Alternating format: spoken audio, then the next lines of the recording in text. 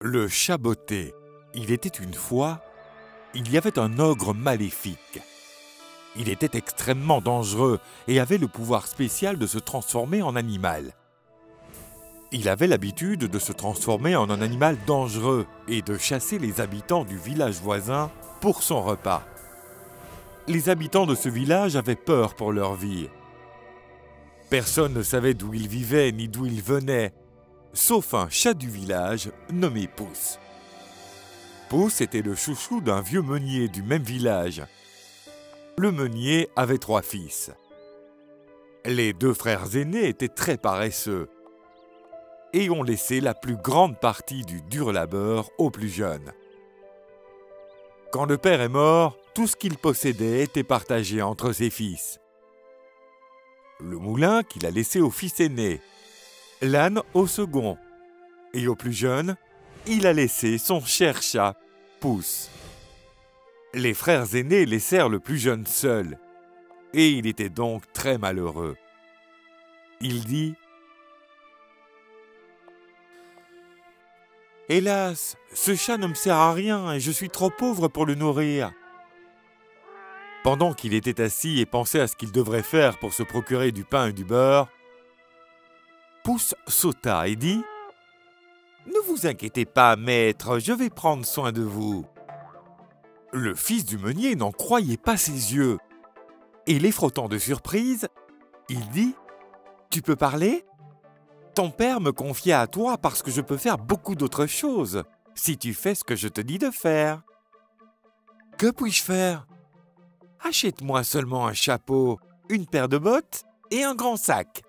Laisse-moi faire le reste. » Le fils du meunier dépensa ses derniers sous et lui donna un chapeau très élégant avec une plume dedans, une paire de bottes de couleur marron et un joli grand sac.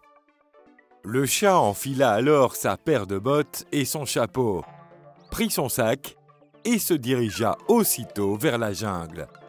C'était une chose rare à voir, et le fils du meunier l'appela Chat botté. Pouce cueilla quelques carottes à la ferme sur le chemin de la forêt et les mit dans son sac. Pas très loin du moulin, il y avait une garenne à lapins où Pouce posa le sac. L'ouverture grande ouverte. Il se cacha alors dans les buissons. Tandis que les petits lapins avides reniflaient les carottes fraîches et sautaient dans le sac pour les manger, Pouce se jeta sur le sac et le referma à l'aide de la ficelle. Pouce emporta le sac avec un gros lapin sur son épaule et vint au palais du roi. Il se prosterna devant le roi et dit : « Votre Majesté, j'ai un cadeau pour vous de la part de mon maître, le prince de Carabas. » Sortant un beau lapin de son sac, il dit : « Mon maître vous présente ce lapin et vous présente ses salutations. » Le roi accepta le présent. Dans les jours qui suivirent, Pouce vint régulièrement rendre visite au roi, portant lièvres, perdix et dindes, et les présentant tous au roi au nom du prince de Carabas. Le roi lui dit enfin : « Dis à ton maître que je suis heureux d'accepter ses offrandes. » Un jour, Pouce apprit au palais que le roi et sa fille, la princesse, avaient l'intention de se promener en voiture au bord de la rivière. Il se précipita chez son maître et lui raconta ses visites au palais du roi. Il lui dit alors : « Si tu suis mon conseil, ta chance se jouera. Je veux que tu ailles nager dans la rivière. Si quelqu'un te demande ton nom, tu diras que tu es le prince de Carabas et tu me laisses faire le reste. » Le fils du meunier a fait ce que le chat lui a conseillé de faire. Et pendant qu'il était dans l'eau, Pouce a pris tous ses vêtements et les enfuit dans les buissons. Alors que la calèche du roi arrivait, Pouce courut vers eux en criant : « Au secours, à l'aide! Aidez mon maître, le prince de Carabas !» Entendant les cris, le roi ordonna à la calèche de s'arrêter et demanda ce qui se passait. S'inclinant devant le roi, Pouce dit : « Votre Majesté, mon maître se baignait et quelqu'un lui a volé ses vêtements. Il va attraper des crampes et se noyer. Le roi ordonna à son serviteur de retourner au palais et de se procurer l'un des meilleurs costumes pour le prince. Quand le fils du meunier revêtit le costume royal, il ressemblait à un prince. « Voici mon maître, votre majesté, le prince de Carabas. » Pouce présenta gracieusement le fils du meunier au roi et à la princesse. Bien que le fils du meunier était pauvre, mais il avait l'air aussi beau et intelligent qu'un prince pour que quiconque puisse en douter.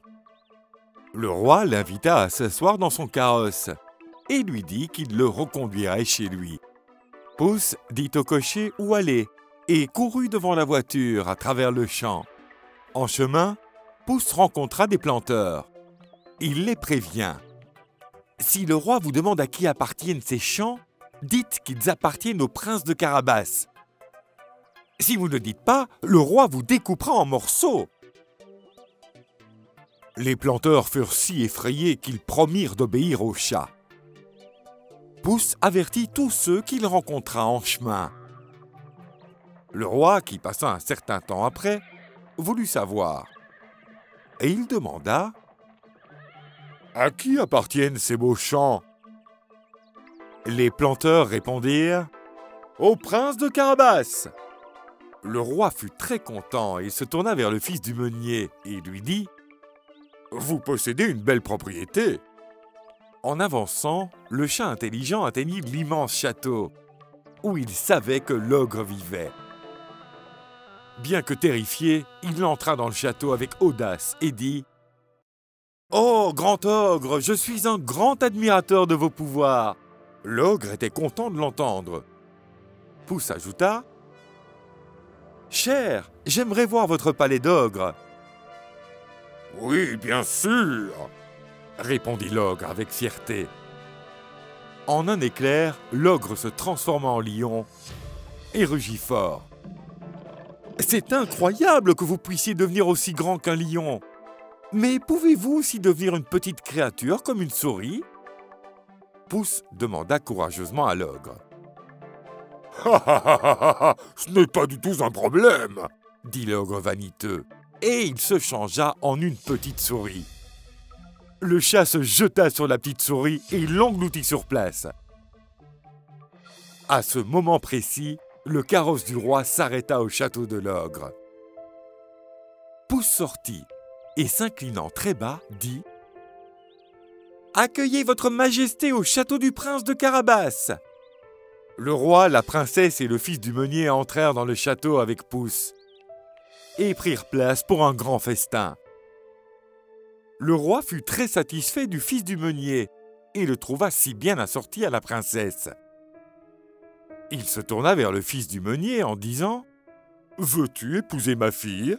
Votre majesté, c'est un plaisir pour moi d'épouser une si belle princesse. » Aussitôt, le fils du meunier et la princesse se marièrent et vécurent heureux ensemble dans le château. Pouce devint un grand seigneur et vécut dans le confort pour le reste de ses jours, et ne courut plus jamais après les souris. La fin.